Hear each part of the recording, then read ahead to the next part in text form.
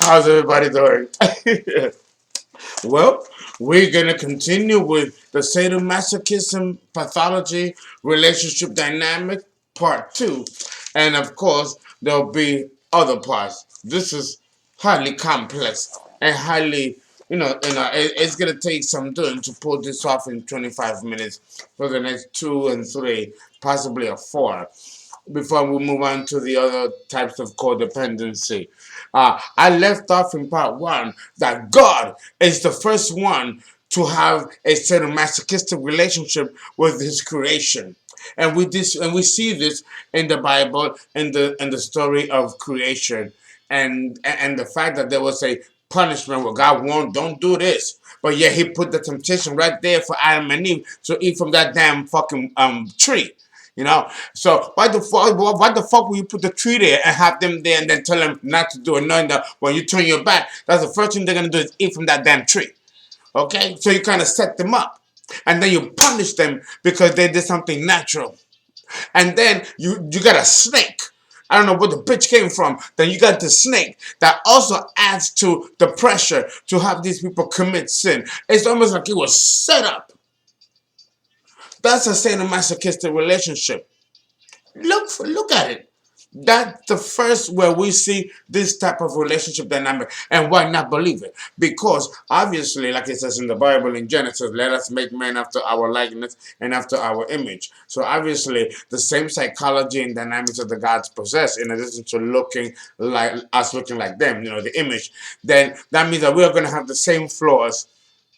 Human flaws, what we call human flaws, is really the flaws of the gods. We've been infused by their DNA, supposedly, right? If we believe the story of the Anunnaki, which I believe there's a great deal of validity with the story of the Anunnaki, and that they created hybrids and then they created us as humans. I do believe that there is some truth anthropologically to this. I myself have studied the cuneiforms of Sumeria. Okay, so I do know that there is some truth to what they're talking about. Okay, so that means that if we were genetically engineered and we are hybrids and we were created with a genetic that they can control us, then that is a sadomasochistic relationship too. Because we're not allowed to evolve as our own gods because our DNA dictates in what way we are to progress. We are to evolve. And every step of our evolution is supervised by the watchers. Those extraterrestrials have always been here. They've always been here. And they're watching us. Watching what has happened to the creation that has been created and left behind when these beings left us. The Bible talks about all of that stuff. Not just our Bible, but all kinds of religious doctrines and philosophies. It does talk about an extraterrestrial race that came here, created us, and then after they used us for what they needed to, and used and resourced the planet for what they were looking for, they left. I believe that that is true, and I write a lot about that in my anthropological series. So I do believe it. So therefore, there is anthropological evidence that the first relationship that God has with man is a sadomasochistic one. God and the devil, supposedly, right? Because even if you don't believe in this stuff, the dynamic still exists. You can still see the trend. And that's not by accident. God and the devil have a sadomasochistic relationship. God and man has a sadomasochistic relationship. All you got to do is read the book of Job. Well, God went and punished Job for absolutely no reason and killed his family, killed his flock, destroyed his family, made him poor, and then gave him a debilitating bone disease. And then when God was pleased that Job dedicated his love to Jehovah and dedication, regardless of the suffering that Jehovah put him through, Job still submitted himself to the Creator and said that the Creator is just and right, even though the Creator did all this stuff to him. Because him and the devil got into some kind of game where, do everything you want to him, but don't touch his life. And you'll see that he will worship me. That's a sadistic relationship. Really? So they use an innocent man to ping pong between the devil and Jehovah. And then the innocent casualties, that Job's family is killed, his flock is destroyed. But then God returns it double 10 times for and gives him a long life. But damn, you think I'm gonna want to be all of that after you fucked me up like that? It might happen again. So it's interesting that in the Bible, in our Western culture, we see the same sadomasochistic relationship that we encounter in our own relationship with the Creator. That shit is deep. Satan and man has a sadomasochistic relationship. And so do the demons. Well, the demons hate us. They hate humans. But they'll do anything to help us, provided that we fall gullible enough to their tricks, and then they fuck us over. Another sadomasochistic relationship. That seems to be the duality of interpersonal relationship, whether it's between human and human, or between human and the creator, or between human and nature. That's a lot to think about and take in. Take it in while I take this sip of this nice, beautiful cranberry martini.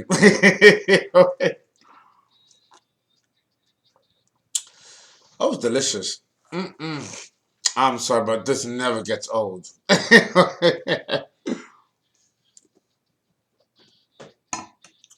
Okay, there is on a psychological level a deep feeling of superiority over another. And the one who feels inferior has been indoctrinated to believe he is inferior. And that's deep if you really think about that. We can apply that to, and this occurs through social conditioning. For example, the way African Americans are treated in our society. Well, they can be treated as second class, have been treated as second class citizens, or the black man is treated as an endangered species because he's either locked up in a cage, or he's in the morgue, or he's dead at the hands of the police, or some other, you know, we can see that society treats African Americans in a sadomasochistic way. This happens also with the Jews and with other ethnicities. I remember my uncle has a house in Patchogue in Long Island, a wealthy suburb. And I remember always hearing that the people didn't like Jews living in these suburbs and in these communities, including in the more high-end areas of Long Island, which now they do possess and live in. That wasn't always the case with the Jewish. They were discriminated upon just as much as African Americans and other minority groups, regardless of whether they were wealthy or not. If they were wealthy, they were discriminated the worst because with money you have liberty and freedom, and you can move and buy and do whatever the fuck you want, you know. So understand that there was always a race divide. So that in itself, if you look at it on a deeper level, that is society's way of being sadomasochistic to those who are not members of the greater majority. Let that sink in.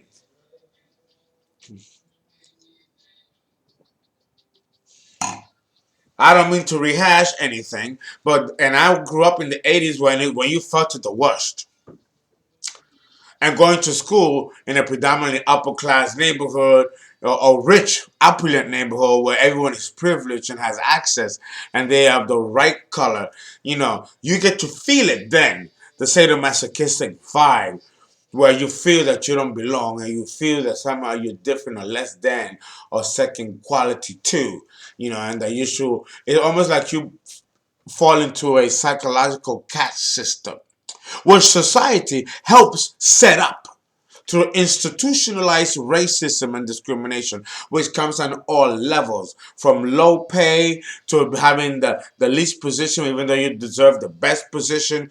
All these ways of punishing people who are talented, but because they're different than you, maybe because we look different or act different, and therefore deserve to get paid less than like women.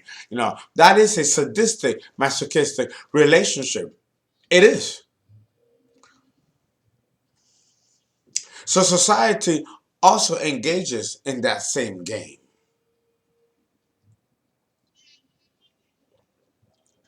Just like God and religion, society and government, and so does as individual human beings on an interpersonal level.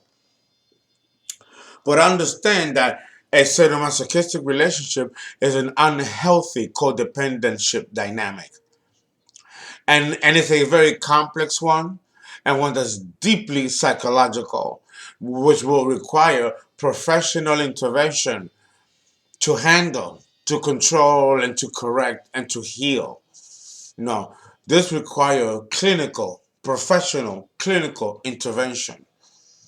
And if the astrologer has a clinical background, like Donna Cunningham, Noel Tile, Jeffrey Green, John Ek McEvers, Bernadette Brady. There's so many great astrologers that have clinical, professional, clinical, social work, and psychological and psychotherapeutic backgrounds, coupled with astrology. These people become the greatest frontliners in healing these very unfortunate folks that happen to fall into this type of relationship dynamic. It truly is a very destructive and poisonous aspect of human relationships. Okay. So, in a masochistic pathology, there will always be three messages or thought patterns that permeate the subconscious of such individuals. Okay? And these thought patterns will condition, control, and create the circumstantial realities of the masochistic type of person. Now, let us explain that. Let us explain that a little bit. Okay? When we're talking about circumstantial realities, we are talking about patterns that are set up by the person that will allow room for crisis and allow room for abuse. It's almost like the psychology of the self-fulfilling prophecy. If you believe it, it's gonna happen. Or Murphy's law. What could go wrong will go wrong. Okay, it falls along those psychological and socio-pathological lines, where it's almost a form of self-neurosis. That if you think a certain way and you continue to give that kind of energy, or that thought energy, it becomes a reality. Not because it should have happened organically, but because, remember, whatever we put in our minds, if we entertain it long enough, it will manifest in physical form in our reality. Understand that thought is power, and any thought that becomes repetitive in your mind over a long period of time will begin to manifest in your surroundings. This is what's meant by circumstantial realities. And when you are involved in a sadomasochistic relationship, you create around you circumstantial realities, meaning that you become the self-fulfilling prophecy if you continue to walk at night as a woman with mini skirts and a very short halter top, and you put in your mind that you want a man to notice you. Eventually, a man will notice you if you continue to entertain that thought. But here's the thing. We are living in a world of duality and cause and effect. So you might get the wrong kind of attention that you were hoping to get. See, that's where the devil lies. That's where the devil lies. You have to be careful what you put in your thoughts, because the longer you entertain certain thought patterns, the more they run the risk of coming true and manifesting around your life. And then you don't understand what the fuck is going on and why you're going through all this stuff. And you're not linking together the fact that you helped create it by entertaining it in your mind. Because there is a mind-body connection. And understand that if you are not in psychological awareness of yourself, if the ego is not in alignment with the personality, then you're not going to understand yourself psychologically, and therefore not going to make sense of your behavior and your motives. Let's call it for what it is. And understand that the sadist loves people like that. The sadist looks for that in the masochist. And the masochist puts out the signals that he wants a sadist in which he can atone for, live out his guilt, therefore accepting the punishment of the sadist. And the sadist, instead of atoning for any guilt that he has, he connects it with anger. So now he has to inflict pain on those whom he feels has afflicted him. He's traumatized. So now he feels that he needs to inflict that same trauma upon others. And that's the pathology of the sadist. And it comes in many forms.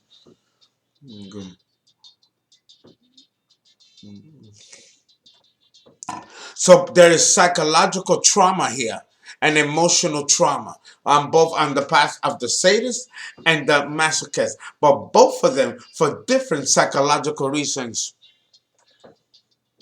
And that has to be explored individually, each. And it has to be explored on a social and clinical level in order to understand how society gives rise to these types of individuals. And okay, here we go. So let me read you what the thought patterns are. What the thought patterns are. Now, I'm getting to. Okay, I'm still getting,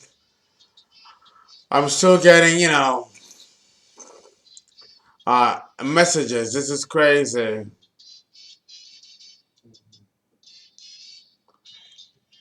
Okay. Okay. Come over. Sorry about that, guys. Come over for break if you still decide. Sorry, guys. To come again. Somebody's coming from Jersey for a reading because I get it like, and it's almost 3 o'clock in New York. This person is coming from Jersey for a consultation because I'm up all night. That's when I do my work, so I apologize for that. So yes, so let me read you the thought patterns and the different levels of thinking that a person puts on their head because of this sociopathological conditioning which they have absorbed and made part of their daily function. One of the thought patterns that they say to themselves, and this is the masochist talking in his head. I deserve pain, punishment, crisis, suffering, humiliation, and enforced humility, which is what humiliation is, and denial. And I do not know why. This is the part that's sick, that they deserve to be punished and they don't know why. The reason why they don't know why is because the ego and the personality don't know why, because the research comes from other lifetimes, and that falls under the dominion of the soul. So the soul knows why, but the personality and the ego, the person doesn't know why. And that's why they're stuck in this wheel of perpetual crisis that they don't know psychologically how to get themselves out of, because they don't know what brought them to this type of level of crisis in the first place. And they don't understand that it is the soul within them that's actually putting them in these situations of crisis, so like that they can wake up to a sense of psychological self-awareness. Eventually, with the more the crisis continues, the more intense it is, the experience and the pain, and hopefully that will awaken the soul, awaken the personality and the ego to change its ways and to learn to improve and heal. But this will not happen if the personality or ego is not shaken to the core. And this is the reason why they fall victims to sadists, people that are willing to inflict pain to them and hurt them in levels that they have never thought that they will allow or experience. And this, the universe will allow to occur to these souls in order that they wake up and that they accept the reality of their situation and not go into a state of psychological denial. Because when you go into a psychological state of denial over something that you're going through and you pretend that it's not there, you are setting yourself for a sadomasochistic relationship that the universe is going to set up in order to awaken you and get you out of that mode. Either things evolve in nature or things degenerate in nature. And the sadomasochistic pathology interrelationship dynamic is there to actually advance the soul and the personality and ego and get it out of its rut, which they have enjoyed and have stayed comfortable and familiar with for many lifetimes. And it has been a pathological way of being and existing.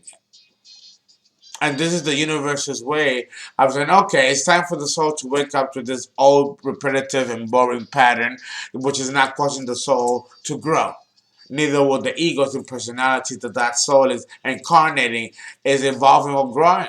So therefore, we need to redirect the soul another direction. And in order to do that, we have to plunge the personality and the ego into a state of psychological and emotional perpetual crisis in order to awaken consciousness within the soul. And this is the psychological reason for the sadomasochistic relationship dynamic to exist. This is deep. And I barely scratched the surface. Barely. Books, clinical books are written on this stuff. Can you imagine trying to cover 25 minutes each? That even the devil's like,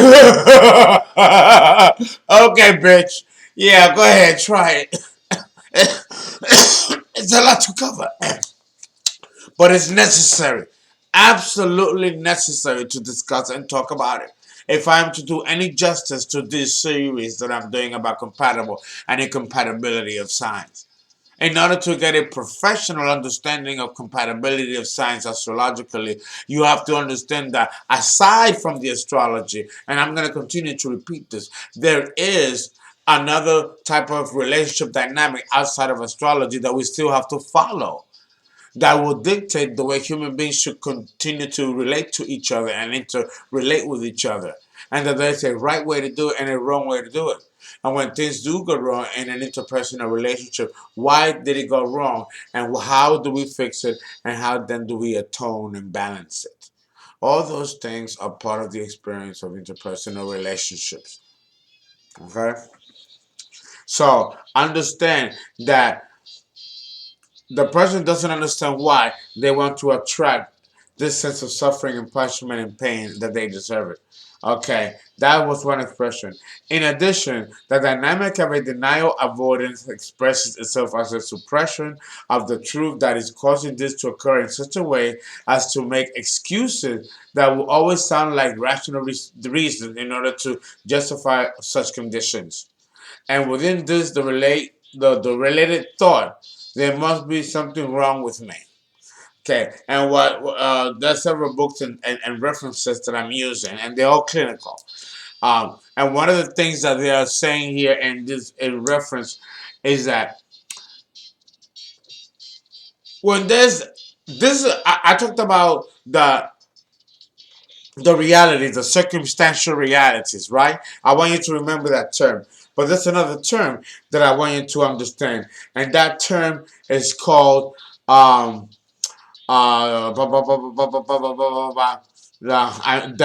dynamic of denial and avoidance. The circumstantial realities that a person creates who is involved in a sadomasochistic relationship is doing it in order to avoid and deny the real reason why he's involved in this pathological relationship. Understand that the sadomasochist is just as much at fault as the sadist. The needs of the masochist is different than the needs of the sadist. The psychological and emotional trauma and pain of the sadist is different than that of the masochist. Yet both of them need each other in order to atone for each other's shortcomings which brought them to this point of sociopathology and interpersonal relationships. This understanding can occur in a single lifetime, or it can begin the process. They might not be able to get it, understand it. They might die at the hands of a sadist or masochist and not fully get an understanding as to what's going on psychologically and what brought on this dynamic. Okay. And we're done with part two. There'll be a part three.